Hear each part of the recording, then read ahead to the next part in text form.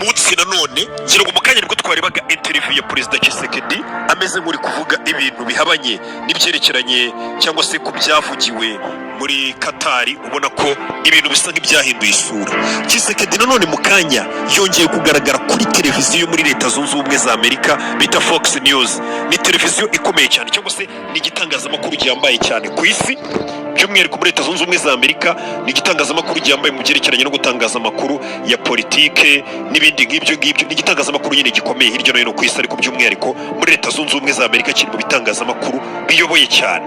Perezida Tshisekedi nanone muri uyu mugoroba agaragaye kuri iki gitangazamakuru cyo muri Leta Zunze Ubumwe za Amerika, n'ubundi ameze nkaho agaragaza amafuti y'u Rwanda, asaba ko u Rwanda rwafatirwa ibihano ku rwego rwo hejuru. Ndagira ngo mve ikiganiro Tshisekedi atanze nanone kuri televiziyo ikomeye cyane muri Leta Zunze Ubumwe za Amerika, ndetse turabivaho tugaruke no ku kirunga cyatangiye kuruka mu gihugu muri Repubulika ya Demokarasi ya Kongo. Reka tubanze twumve Tshisekedi hakurino. Umunyamakuru ikibazo cya mbere yabashije Tshisekedi yatangiriyeho amubaza, yabashije Perezida Tshisekedi aramubwira ngo tumaze iminsi tubona ko igihugu cya leta nyine yabanje kumuha ikaze, ibyo byose namwe muba mubyumva ntabwo turi bitindeho.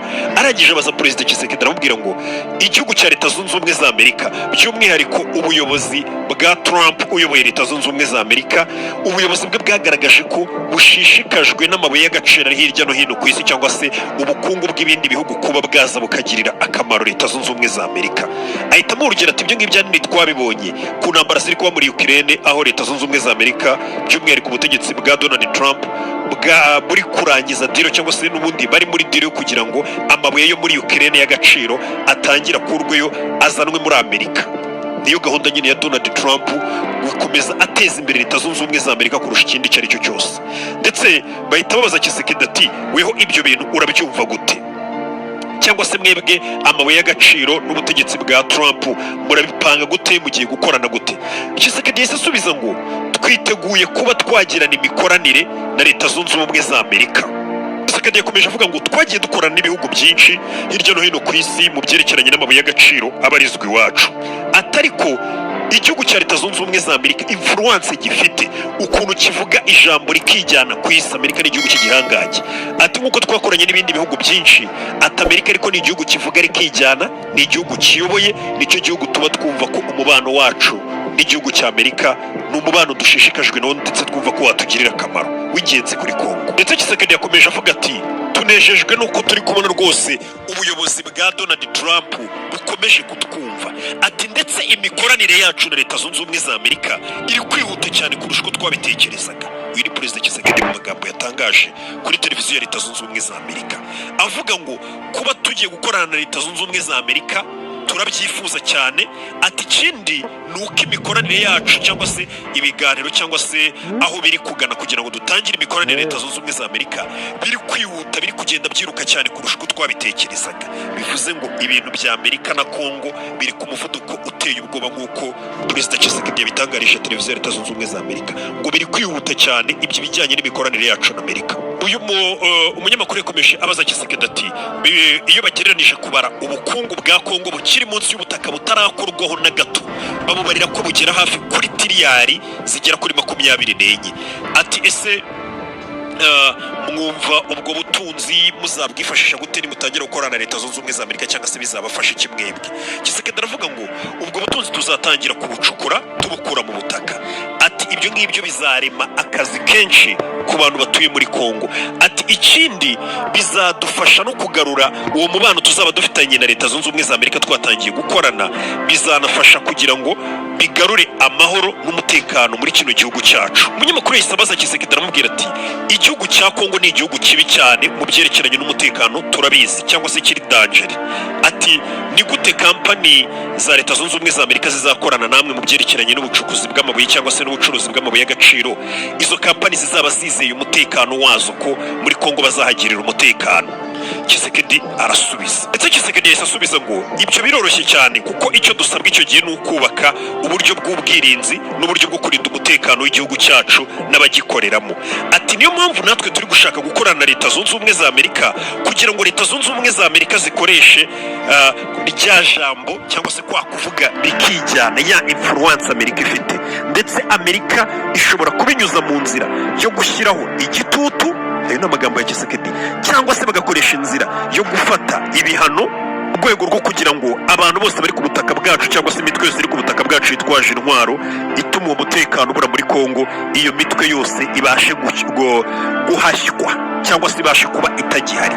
Ati Amerika niyo mpamvu dushaka gukorana nayo kugira ngo ikoreshe igitutu cyayo. Ijambo ryavuzwe na Tshisekedi ati Amerika ikoresha igitutu cyayo, Amerika igira igitutu. Ati ikindi Amerika ikoresha influence yayo mu rwego rwo kugira ngo iyo mitwe yose iri ku butaka bwacu yitwaje intwaro ntibihari, cyangwa se bakoresha gahunda ngo yo gufata ibihano bihambaye. Ndetse Felix Tshisekedi umunyamakuru yahise amubaza ikibazo aramubwira ngo ubundi igihugu cya Kongo byari bizwi ko gifitanye umubano uhambaye n'igihugu cy'Ubushinwa, cyane cyane ko mwabyumvishe Ubushinwa nibwo bwera bwari bufite access ku birombe byinshi byo muri Kongo. Ati uwo mubano gute muzawukomeza gute kandi uzi ko ari ibihugu bihanganye Amerika n'Ubushinwa, uwo mubano uzawukomeza gute kuvuga ngo uri gukorana n'ubundi n'Ubushinwa kandi na Leta Zunze Ubumwe za Amerika ngo mubashe gukomeza uwo mubano wanyu uri gushaka gushyiraho? Aravuga ngo ni ibintu bisanzwe ibyo ngibyo kuba mwakorana. Ati ikindi Leta Zunze Ubumwe za Amerika zigomba kwibuka ko arizo zahoze ziyoboye muri Afurika, arizo ziyafite ijambo rinini cyane, ariho Amerika ikorera cyane mu myaka ya za 70 na za 80 Ubushinwa butaraza. Ati rero nicyo gihe kugira ngo Amerika yongere yisubize iryo kuzo ryo gukomeza gukorera muri Afurika cyane ko n'ubundi Amerika muri Afurika ikunzwe cyangwa se n'ubundi ikomeje gutsinda muri Afurika. Uyu ni Tshisekedi mbega ari kureshya Amerika yibwira ati mwibuke ko muri za 70 na za 80 mwari mwarakabye cyangwa se mwari muhagaze neza muri Afurika, none ubu Umushinwa ameze nk'abarusha guhagarara neza muri Afurika.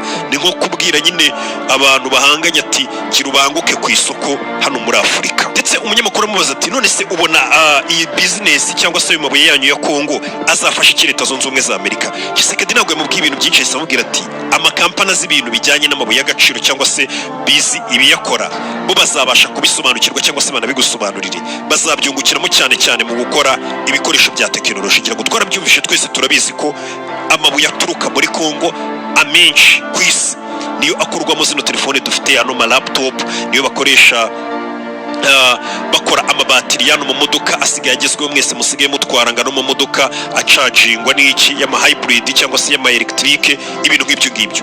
Ano mabuye nyine akora ibintu byinshi cyane cyane mu nganda, mu ntwaro za gisirikare, ariya mabuye arakoreshwa muri ibyo bisasu byose. Nanone umunyamakuru yahise abaza Tshisekedi ati tuganire noneho ku bibazo by'umutekano muke muri kano kanya n'intambara ziri muri Kongo n'uburyo Kongo yumva ipanga kuba yakemura ibyo bibazo by'intambara biri muri Kongo muri kano kanya. Tshisekedi agiye gusubiza iki kibazo cy'umutekano muke uri kuvugwa muri Kongo n'intambara ziriyo, nta rindi jambo yahereyeho nk'ibisanzwe. Iki ni ikiganiro cyabaye mu kanya, yahise ahera ku ijambo igihugu cy'u Rwanda nk'ibisanzwe. Buriya Tshisekedi cyangwa se na Kongo ntago akenshi bakunze kuvuga M23 gutyo, bahera ku Rwanda cyangwa se u Rwanda akaba ari narwo bavuga gusa. Nta Tshisekedi bakimaza umutekano n'intambara. Hano turi kuri televiziyo muri Leta Zunze Ubumwe za Amerika, ikiganiro akoreyeho mu kanya gato gashize. Tshisekedi yahise asubiza ngo ibijyanye n'intambara ziri kubera muri Kongo iko nabisobanura. Ati imyaka 30 ishize hari igihugu duturanye bita u Rwanda. Ati u Rwanda rwabayemo jenoside imyaka 30 ishize. Icyo gihe jenoside imaze kuba mu Rwanda, imiryango mpuzamahanga iradusaba ngo dukingure imipaka, impunzi zivuye mu Rwanda zinjire muri Kongo.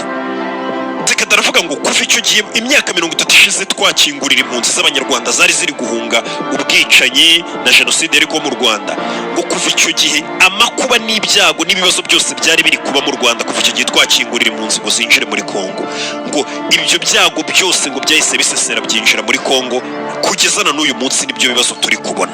Ati ati iyo akaba ariyo mpamvu na n'uyu muntu dukomeje gushimangira ko cyangwa se dukomeje gusaba ko icyo gihugu cy'u Rwanda cyafatirwa ibihano. Nuko nguko Tshisekedi yasubije icyo kibazo, nta kintu dukuyeho na n'ikintu twongeyeho. Nuko nguko Tshisekedi yasubije icyo kibazo, ati niyo mpamvu dukomeje gusaba ngo u Rwanda barufatire ibihano bikaze cyane. Iki si ikiganiro cya kabiri, cya kiganiro cya Karegira ngo nacyo mwacyumvishije akimara kuva muri Qatar.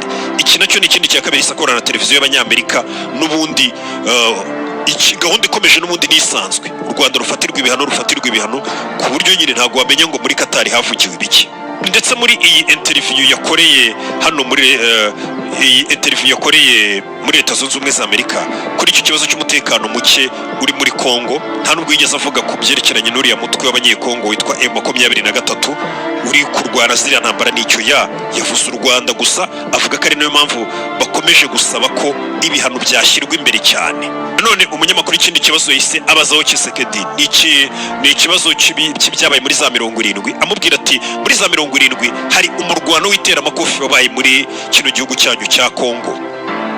Umurwano bise ngo ni Rambo in the Jungle, ni umukino wabaye. Ati aho uyu Muhammad Ali yahanganye n'uwitwaga ngo ni George Foreman barwana umukino w'iteramakofi. Ati uriya mukino warebwe n'abarenga miliyari y'abari batuye isi icyo gihe muri za 75 gutyo ndakeka kuzamuka. Ati uwo murwano uvugaho iki, wasigiye ishusho igihugu cya Kongo cyangwa se abanyekongo bawakiriye gute? Ni umurwano umwe mu mirwano y'iteramakofi yabayeho y'amateka muri Afurika, n'umurwano uriya muyobozi wa Kongo nyine Mobutu Sese Seko yashoyemo amafaranga mu rwego rwo kugira ngo isi yose amaso iyahange muri Kongo. Tshisekedi arangije arasubiza. Tshisekedi yemeze nk'ushimira Leta Zunze Ubumwe za Amerika avuga ati uriya murwano washyize igihugu cyacu kuri map, kuko isi yose n'abatari bazi Kongo barayimenye uwo munsi kubera kino buriya bino bintu bya siporo n'imikino nk'ingi ihambaye igihugu cyayakiriye kiba ari publicité nziza ku izina ry'igihugu. Nibyo Tshisekedi yavugaga ati uwo murwano turawushimira Leta Zunze Ubumwe za Amerika, turashimira Abanyamerika. Ni umurwano n'ubundi wakinwe n'Abanyamerika, ni Muhammad Ali na George Foreman muri 70. Iriya Rambo in the Jungle uriya mukino wabaye ryari turaza kubireba, ariko ndumva ushaka kubimenya neza wasimbukira kuri website bita agasobanuye films.com. buri munsi dushyira filime zisobanuye, wishyura 7 ku kwezi n'ibihumbi 4 ku cyumweru. Rero ushobora no kureba comment ya mbere bari link ya website ugakandaho ukajya wirebera filime. Ndumva iyo filime irimo mu Rwanda wa George Foreman ndetse na Muhammad Ali byose urabisangaho. Ati n'umurwano washyize igihugu cyacu kuri map, na n'ubu turabyishimiye cyane. Aho bitorezaga isi yose yabaga iri kuhareba umurwano, abarenga miliyari bari kuwureba icyo gihe. Urumva ko ni ikintu cyatumye Kongo imenyekana cyane. Tshisekedi avuga ati usibye n'uwo murwano twakiriye muri za 70 ati na n'uyu munsi Kongo ifite byinshi byo kuba yahisi byanezeza abatuye isi. Atariko icyo dusaba Leta Zunze Ubumwe za Amerika nuko twabona amahirwe yuko igihugu cyacu cyongera kikabona umutekano, tukaba dufite umutekano mu gihugu cyacu. Nicyo dusaba. Tshisekedi dukomeje kwegereza Leta Zunze Ubumwe za Amerika cyane. Iyo niyo interview yakoreye kuri igitangazamakuru gikomeye cyane muri Leta Zunze Ubumwe za Amerika mu bya politiki bita ngo ni Fox. Igitangazamakuru abantu bose bahanze amaso hariya. Ndetse nanone Tshisekedi yavugiye kuri iki gitangazamakuru avuga ngo ibyerekeranye n'umubano wacu na Leta Zunze Ubumwe za Amerika kuba tugiye gutangira gukorana, Amerika igatwara ku mabuye yacu, Amerika ikazana nk'uko twayibisabye ingabo zayo, mbega ingabo za Amerika zikaza muri Kongo bashinga ibirindiro. Ndetse Tshisekedi akomeje rwata Amerika igakoresha igitutu cyayo cyangwa se no gufata ibihano bihambaye kugira ngo igihugu cyacu cyongere kibone umutekano. Tshisekedi yavuze ko uwo mubano we na Amerika ukiri utararangira neza. Tshisekedi yavuze ngo ibintu biri kwihuta cyane kurusha uko twabitekerezaga. Bivuze ngo ni ibintu biri kwiruka cyane kuba wabona Amerika yatangiye imikoranire n'igihugu cya Kongo, kuko Tshisekedi abivuga ngo biri kwiruka kurusha uko twabitekerezaga. Niki kiganiro Tshisekedi n'ubundi yatangiye hariya aboneraho no kongera ngo gusabira u Rwanda ibihano bihambaye. Yigeze avuga ku mutwe wa 23 bamubajije ku mutekano muke uri muri Kongo, yivugiye ijambo u Rwanda gusa. Ndashe mu kanya mukakora subscribe, ze dukomeze turebe n'ibiki biri kubera hakurikiriye.